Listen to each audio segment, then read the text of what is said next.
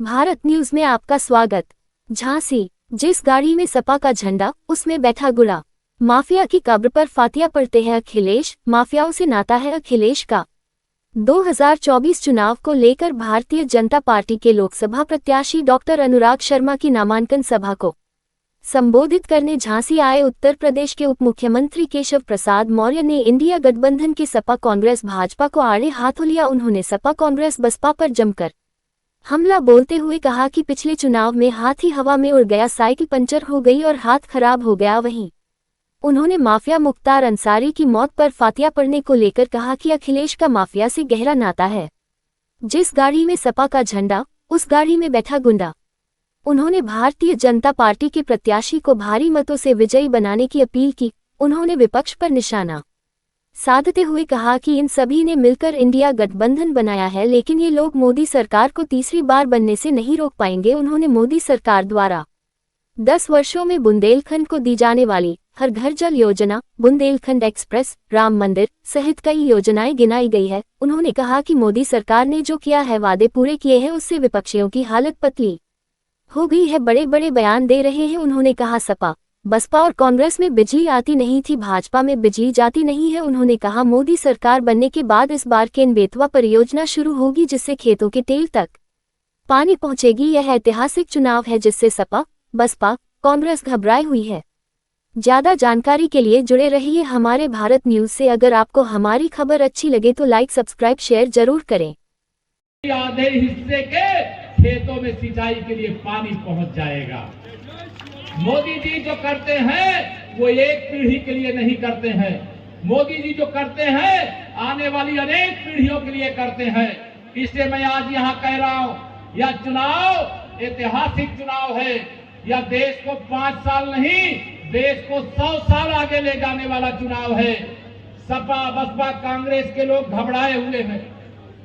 माननीय प्रधानमंत्री जी के नेतृत्व में हम यूपी की 80 लोकसभा सीटें जीत रहे हैं। 2 चरण के चुनाव हुए, सपा बसपा कांग्रेस का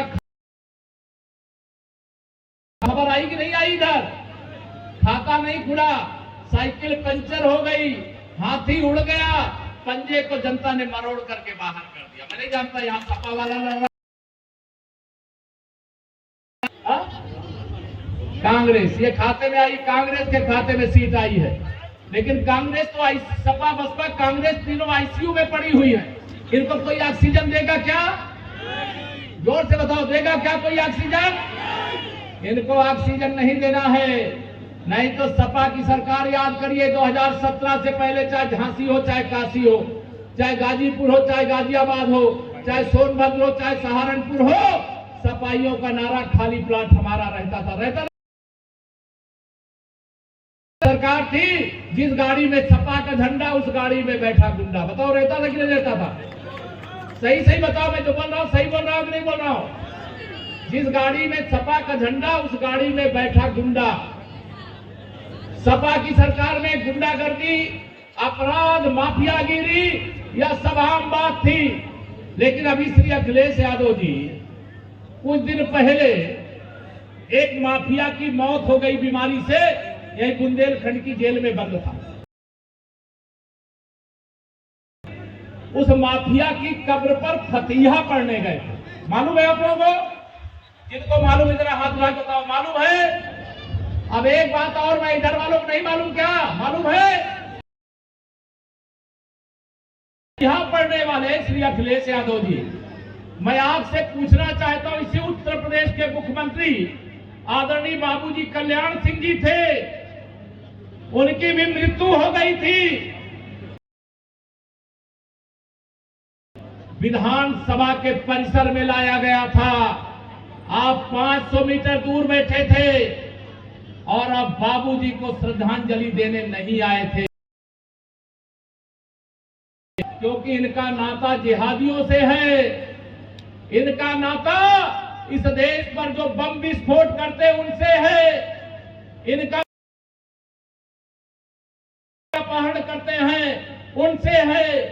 जो खनन माफिया हैं, जो शराब माफिया हैं, जो अनेक क्षेत्रों में माफिया के नकल माफिया हैं, उन सब पार्टी की सरकार आपने बना दिया। हम लोगों ने वादा किया था कि अगर आप कमल खिलाएंगे तो गुंडागर्दी नहीं रहेगी, अमन चैन का शासन होगा, जेल के अंदर गुंडे, अपराधी, माफिया, दंगाई, भ्रष्टाचारी होंगे, इतना सख्त प्रशासन होगा। बताइए है? आप बताइए कि जो मुख्तार अंसारी की कब्र पर फतिहा पढ़ने जाए उनको वोट देना चाहिए, उनकी साइकिल को वोट देना चाहिए, उनके पंजे का समर्थन करना चाहिए क्या? मेरे भाई बहनों, ये कमल का फूल खिलाइए। जो सपा और कांग्रेस गठबंधन का प्रत्याशी आया उसकी जमानत जब्त कराइए। बसपा का जो प्रत्याशी आया है कि नहीं आया, मैं आज अखबार में पढ़ रहा था, उसकी भी जमानत जब्त कराइए। या एक एक वोट अनुराग शर्मा जी को नहीं मिलेगा, वह वोट माननीय नरेंद्र। आप सब लोग तीसरी बार प्रधानमंत्री बनाना चाहते हो ना मोदी जी को, तो कितने साल के कमल के फूल पर 370 और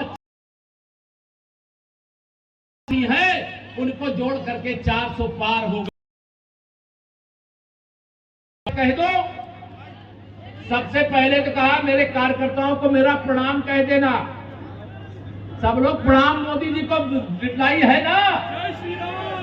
मोदी जी ने प्रणाम कहा है और एक बात कहा है कि जो मैंने वादा किया था मैंने पूरा कर दिया। अब मैं अपील करता हूं अपने कार्यकर्ताओं, नौजवानों से, बड़े बुजुर्गों से, अब एक वादा आप इस बार और पूरा कर दो। अब कहोगे क्या वादा पूरा कर रहा है? तो 2019 में जब कमल का बटन आप दबाए थे तब अनुच्छेद 370 थी कि नहीं थी? थी कि नहीं थी?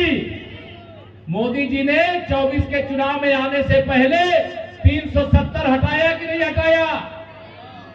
अगर 370 हटाया है तो मैं आप सबसे अपील करना चाहता हूं, जाना चाहता हूं, हर बूथ पर जितना वोट 2019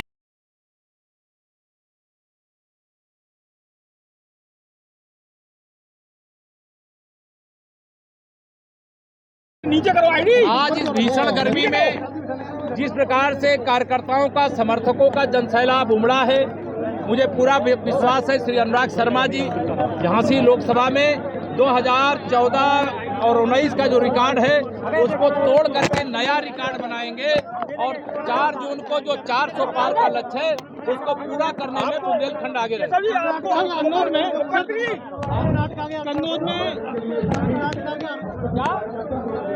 कर्नाटक में कांग्रेस पार्टी ओबीसी का आरक्षण छीन करके मुसलमानों को देना चाहती है। कांग्रेस नहीं रह गई, वो मुस्लिम लीग बन चुकी है। वो ओबीसी के आरक्षण पर डाका डालना चाहती है और ये डाका नहीं डाले। राहुल और प्रियंका डिसाइड नहीं कर पा रहे वो कहां से लड़े। यूपी से चुनाव नहीं लड़ रहे हैं। समस्या है, हमारी समस्या नहीं है। 80 की 80 सीटें मना कर दिया। अगर वो मना कर रहे हैं तो भाजपा की लहर कितनी करारी है इसका ये संदेश है। उनको डर लग रहा है कि यूपी से आज रामगोपाल यादव ने कहा है, रामगोपाल यादव ने कोविशील्ड पे सवाल उठाए, कहा है कि ये वैक्सीन से लोगों को हार्ट ब्लॉकेज और मौतें हो रही है। इसकी जिम्मेदार भारतीय जनता पार्टी है, कांग्रेस घराना हो। इन्होंने कोरोना के टीका को मोदी का टीका, भाजपा का टीका कहा था।